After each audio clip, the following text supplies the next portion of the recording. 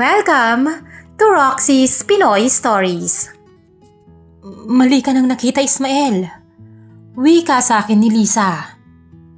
Anong mali sa nakita ko? Bakit mo pa kailangan gawin yan sa sarili mo kung pwede ko naman gawin para sa'yo? Wika ako kay Lisa at ngumiti ako sa kanya. Anong pinagsasasabi mo? Magtigil ka nga, Ismael. Giit niya sa akin. Ngumisi lang ako at doon ay nilapitan ko siya ng walang pag-aalinlangan. Magandang araw sa inyong lahat. Ako po si Ismael. Hindi ko tunay na pangalan. Lumaki akong kaming dalawa lang ng tatay ko. Wala akong maalala tungkol sa nanay ko dahil bata pa lamang ako nang pumanaw siya. Ang mga kwento tungkol sa kanya ay puro galing lang sa kapitbahay, kamag-anak, at minsan sa mismong tatay ko kapag nalalasing siya. Pero kahit ganon, walang pagkukulang sa akin si Papa at tahimik lang ang buhay namin. Pero nagbago lahat nang umedad ako ng 21. Hindi ko alam kung paano nagsimula. Pero isang araw, nang sabihin niya sa akin na may ipapakilala daw siya na mahalaga sa kanya. Anak, may ipakikilala ako sa iyong mahalaga para sa akin. Wika niya sa akin noon. Hindi ako sumagot sa kanya. Tinitigan ko lamang siya. Hindi ako sanay na may ipinakikilala siyang kahit sino. Mula pagkabata, hindi siya nagdala ng babae sa bahay. Wala siyang girlfriend na ipinakilala sa akin. Wala rin akong nabalitaang nanligaw siya. Kaya parang bigla akong nagulat sa mga sinabi niya. Sino po? Tanong ko at sa totoo lang, parang ayaw ko noong marinig.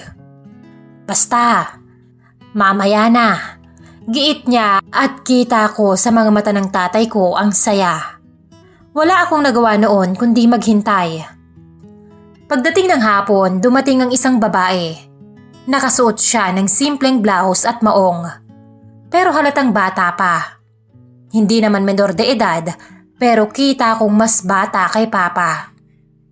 Siguro, late 20s or early 30s. Hindi ko agad tinandaan ang itsura niya dahil ang unang napansin ko ay ang mga ngiti niya. Yung tipong ngiting parang anghel, Miss Roxy. Ismael, anak, sabi ni Papa. Siya si Lisa. Magiging asawa ko. Dugtong pa niya. Natigilan pa ako noon ng ilang segundo. Pakiramdam ko pa nga ay nabingi ako bigla sa sinabi ni Papa. At hindi ako makapaniwala sa kanyang sinabi. Lalo na at para na niyang anak ang babaeng ipinakilala niya sa akin. Hello? Bati sa akin ni Lisa, sabay abot ng kamay. Kaagad ko naman siyang kinamayan kahit na para bang naiilang ako sa kanya. Hi. Iyon lang ang naging sagot ko sa kanya at pilit akong ngumiti. Mula ng araw na yon, doon na tumira si Lisa sa bahay. Sa unang mga linggo, tahimik ang bahay pero ramdam ko na para bang nag-iba ang kilos ni Papa. Gusto niyang laging nasa tabi niya si Lisa. Lagi siyang nakangiti, lagi siyang masigla at alam ko na dala lang yon ng excitement. Kasi matagal siyang nabiyudo. Halos 2 dekada siyang walang asawa o kinakasama. Hindi ko kinwestiyon ang desisyon niya, Miss Roxy. Siya naman ang may gusto noon para sa akin kung saan siya masaya. Susuportahan ko. At sa totoo lang, mabait naman si Lisa. Hindi maarte, hindi pangit ang ugali, at hindi rin mukhang pera. Tahimik lang siya, maalaga kay Papa. Masipag sa gawaing bahay at halos maayos lahat sa bahay dahil sa kanya. Lumipas pa ang mga buwan. Si Papa, madalas laging pagod. Yung pagod na parang lagi siyang hinahapo. May edad na kasi siya at lampas 60 na. At kahit hindi ako doktor, alam ko na hindi na ganon kabilis ang kilos niya. Kaya naman napapaisip ako noon kung ano bang nagustuhan sa kanya ni Lisa. At bilang lalaki, alam ko sa edad ni Papa, hindi na niya kayang maibigay ang pangangailangan ng isang babae. Pero hindi na ako nag-usisa pa tungkol doon. Magmula nang tumira si Lisa sa bahay, parang mas naging magaan ang araw-araw namin. Mas naging masaya, mas maaliwalas ang mesa tuwing kumakain. At mas madalas ko nang nakikitang nakangiti si Papa. Hindi ako sanay na nakikita ko siyang ganon. Pero hindi ko maikakaila na masarap pala sa pakiramdam na may isang tao sa bahay na nagbibigay saya sa kanya. Sa mga sumunod pang buwan, mas naging normal ang lahat. Naging komportable na rin ako kay Lisa. Ngunit si Papa ay nag-umpisa ng maramdaman ang katandaan. Para bang bawat hakbang niya ay mabigat. Madalas ko siyang nakikitang nakaupo na lang sa sala, nakasandal at humihinga ng malalim. Kapag tinatanong ko siya kung ayos lang ba, laging ang sagot niya ay, "Pagod lang, anak." Pero ramdam kong hindi lang pagod yun. Si Lisa naman, halata ko sa kanya ang pag-aalala. Kahit hindi siya nagsasabi, kita ko sa kilos niya na hindi siya mapalagay. Lagi niyang tinitimplahan ng salabat si Papa. Lagi niyang hinahawakan ang likod nito kapag inuubo. At dun ko nakita kung gaano siya kaalaga. Hindi pilit at hindi pakitang tao. Minsan, nagising ako ng maaga, mga 5:00 pa lang noon. Narinig ko si Papa sa kusina, inuubo ng malalim. Paglabas ko ng kwarto, nakita ko naman si Lisa na nakatayo sa tabi niya. Hawak ang basong may mainit na tubig. Paglapit ko kay Papa ay ngumiti lang siya sa akin. "Okay ka lang ba, Pa?" Tanong ko kay Papa nang tumigil siya sa pag-ubo. "Oo naman," sagot niya pero bakas sa mukha niya ang pagod. Habang nag-aalmusal kami, halos hindi ko na siya nakitang ngumiti. Si Lisa na ang nagkukwento para pasayahin siya. Pero kahit ganoon, tahimik pa rin siya. At hindi ako sanay na ganoon siya, Miss Roxy. Habang patuloy na nangihina si Papa, doon naman ako mas napalapit kay Lisa. Hindi ko iyon napansin agad, pero sa araw-araw na kasama ko siya, naging komportable na ako sa kanya. At malaking parte na siya sa buhay naming mag-ama. Dahil kung wala siya, baka hindi ko na alam noon ang gagawin sa sitwasyon naming dalawa. Hanggang isang araw ay dumalaw ang tita ko para kamustahin si Papa. Ngunit nang makita niya ang kalagayan nito, ay pinilit niya munang sumama ito sa kanya para masamahan siyang makapagpatingin. Pagkakuha ni Tia Mina kay Papa, ay kaming dalawa na lang ni Lisa sa bahay. Mas naging madalas ang pag-iwas ko sa kanya. Kapag papalapit ako, lagi siyang may ibang ginagawa. Kapag naman nagkakasalubong kami sa kusina, mabilis siyang lilihis ng tingin. Hindi ko alam kung ano ang dapat kong gawin noon. Hindi ko naman siya sinisisi sa kahit na ano. Pero halata na hindi siya komportable noon na kaming dalawa lang sa bahay. Isang gabi, habang tahimik ang buong bahay, nauhaw ako at bumaba para uminom. Pagdaan ko sa silid nila, may mahinang tunog akong narinig. Hindi malakas pero sapat para mapahinto ako. Akala ko noong una, hangin lang o ingay sa labas. Pero hindi. Parang paghinga na hindi maayos. Para bang pinipigilan. Dahan-dahan akong lumapit. Nakiramdam ako noon dahil hindi normal ang tunog. Nang sumilip ako sa gilid ng pinto, natigilan ako sa aking nakita. Si Lisa, nakaupo at bahagyang nakasandal. Magulo ang buhok at halatang hindi mapakali. Sobrang tahimik ng paligid, pero ramdam ko ang bigat sa mga balikat niya. At doon ko nakita ang isang bagay na hindi ko dapat nakita, Miss Roxy. Nakapikit siya noon habang patuloy sa kanyang ginagawa. Hanggang sa nagpakawala siya ng satisfied na tunog. Bago ko pa mapigilan ng sarili ko, napausog ako at doon ako nadapa ng bahagya sa pag-usog ng pintuan. Napalingon siya agad. Parang binuhusan siya ng malamig na tubig. Kita ko ang pagkagulat sa kanyang mga mata at mabilis niyang inayos ang kanyang sarili. "Ismael," pero halata sa boses ang kaba. Hindi ako agad nagsalita. Hindi dahil sa nakita ko siya sa ganoong posisyon, pero dahil kitang-kita ko sa mukha niya ang kaba at takot. Lisa, hindi ko sinasadya. Sabi ko, narinig lang kita. Akala ko may nangyayari na sa'yo kaya tinignan ko. Kaagad na paliwanag ko noon sa kanya. Tumayo siya agad. Para bang gusto niyang umalis pero hindi niya nagawa. Pasensya ka na. Nakakahiya. Nakita mo pa ang ginagawa ko. Wika niya habang nakayuko. Ayos lang. Sabi ko. Nagulat lang talaga ako tsaka hindi ko ina-expect na gagawin mo yun. Mahina akong sabi at kita ko na nailang siya. Bakit? Hindi ko na ba pwedeng gawin yun? Hindi naman ako napagbibigyan ng papa mo. Kaya, kaysa magluko, ako na lang ang gagawa noon sa sarili ko. Hindi pa ako nagkasala, hindi ba? Mabilis niyang paliwanag. Pero hindi siya nakatingin sa akin. Hawak niya ang braso niya at ramdam ko na naiilang siya. I'm sorry, Ismael. Sabi niya ulit, mas mahina. Hindi mo talaga dapat nakita yon. Dagdag pa niya. Gusto ko sanang lumapit. Pero naisip ko na baka mas lalo lang siyang mahiya. Kaya hindi ko na lang ginawa. Wala kang kailangang ipaliwanag. Sabi ko. Simula noon, mas lumala ang pag-iwas niya. Kapag papalapit ako, umaatras siya. Kapag tinatawag ko siya, parang hindi niya ako naririnig. Alam kong hindi siya galit. Sadyang nahihiya lang. At alam ko kung bakit. Ayaw niyang isipin ko na mali ang ginawa niya.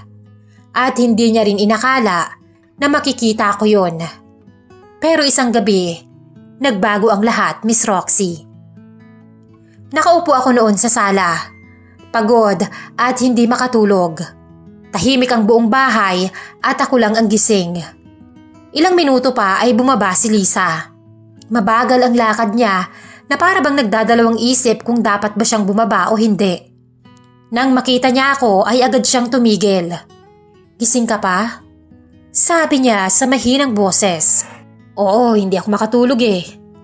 Ikaw, bakit gising ka pa? Balik tanong ko sa kanya. Umupo siya pero hindi sa tabi ko. Sa kabilang dulo ng sofa. Ilang minuto kaming walang imikan. Hanggang siya mismo ang unang nagsalita. Ismael, pasensya ka na sa mga nakarang araw. Nailang ako eh. Hindi ko alam kung paano haharap ulit sa'yo dahil sa nangyari. Sabi niya, hindi mo naman kailangang mahiya. Normal naman yun. Tsaka, naiintindihan ko dahil hindi na ibibigay ni Papa ang pangangailangan mo. Tama naman ang katwiran mo. Sagot ko sa kanya. Napabuntong hininga siya. Hindi ko na rin kasi kayang tiisin. Akala ko kaya ko. Pero hindi pala. Minsan, hinahanap-hanap ko talaga. Dagdag pa niya. Tumango ako ng bahagya.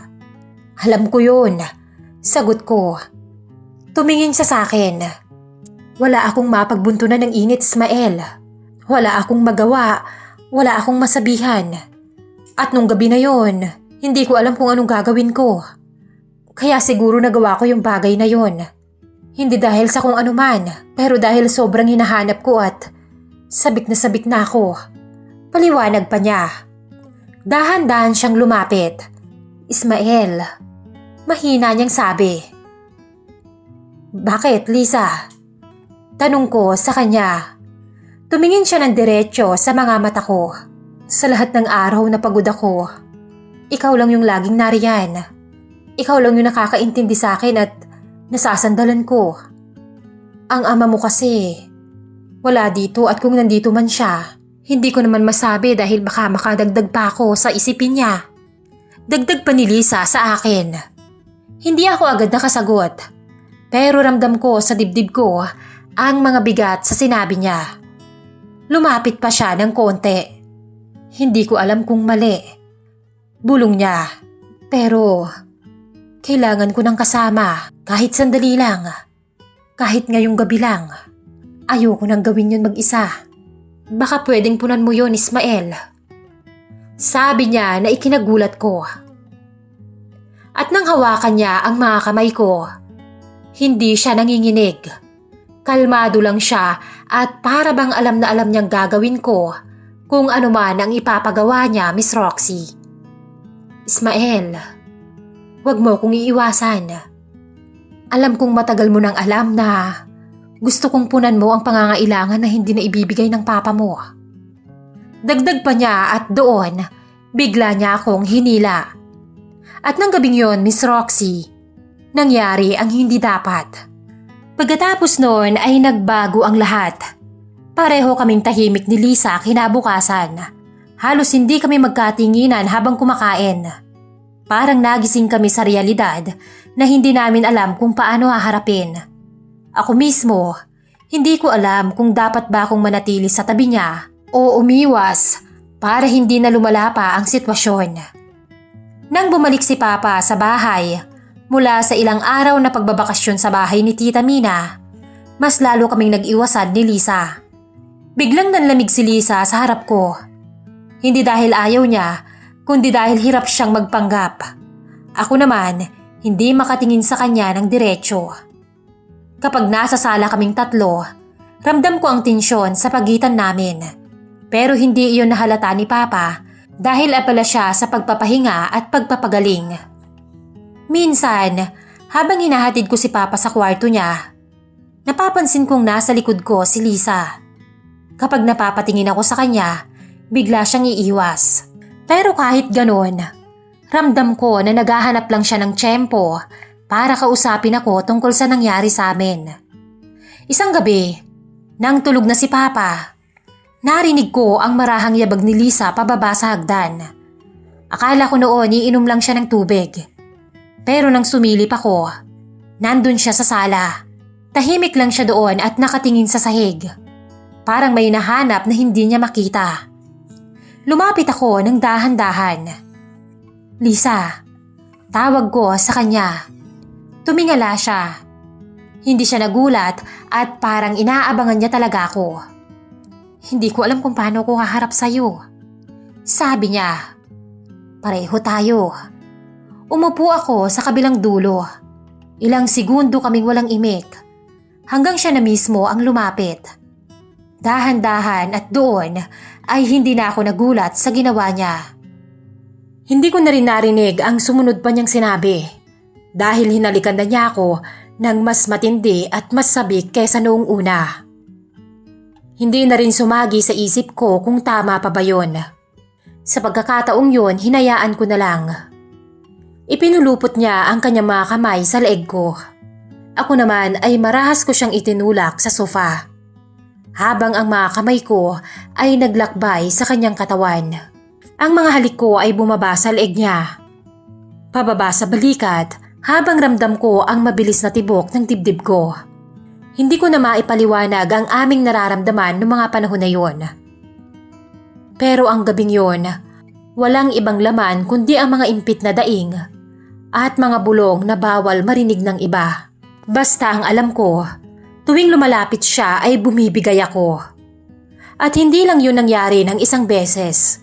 Tuwing tulog si Papa, madalas naming ginagawa iyon ng walang pag-aalinlangan. Kahit pa alam naming nasa kwarto lang siya.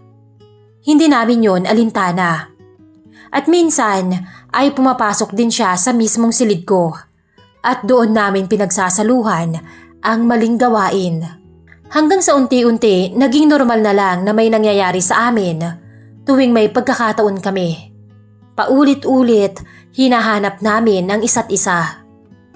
At habang tumatagal, para bang sanay na kami. Mas lumala naman ang sakit ni Papa. Mas madalas siyang sinusumpong ng kanyang hika. At madalas ay nakahiga na lang sa kanyang kama. At sa bawat araw na nakikita ko siyang ganon, unti-unti akong nakaramdam ng konsensya sa ginagawa naming panluloko sa kanya ng palihim ni Lisa. Alam kong mali ang ginagawa namin. Alam ko na hindi dapat ako bumibigay kay Lisa.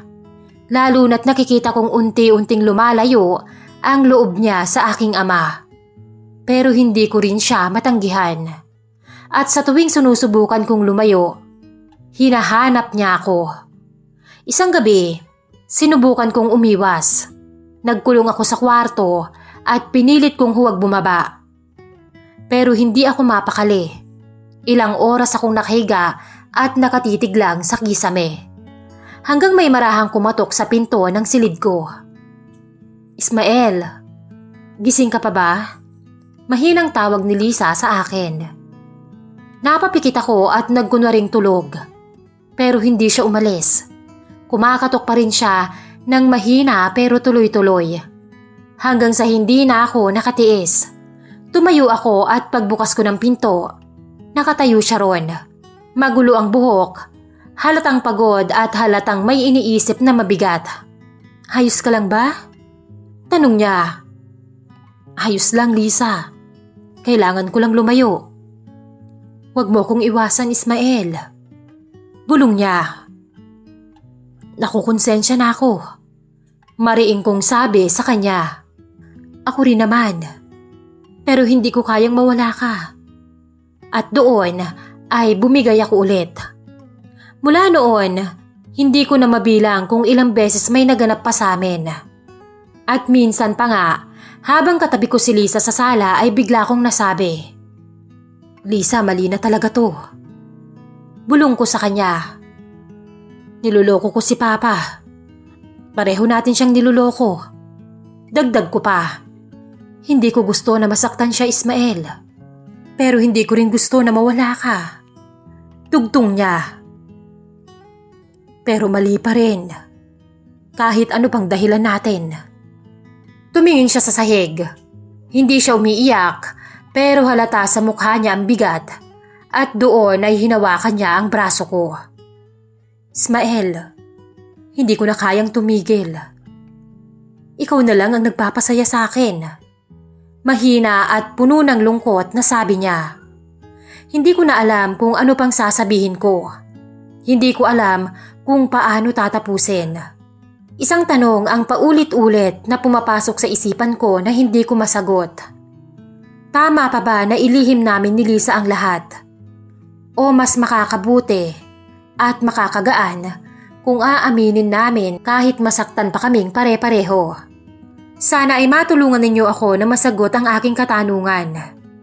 Ito rin ang dahilan kaya ako ipinadala ang confession ko dito sa inyong channel, Miss Roxy.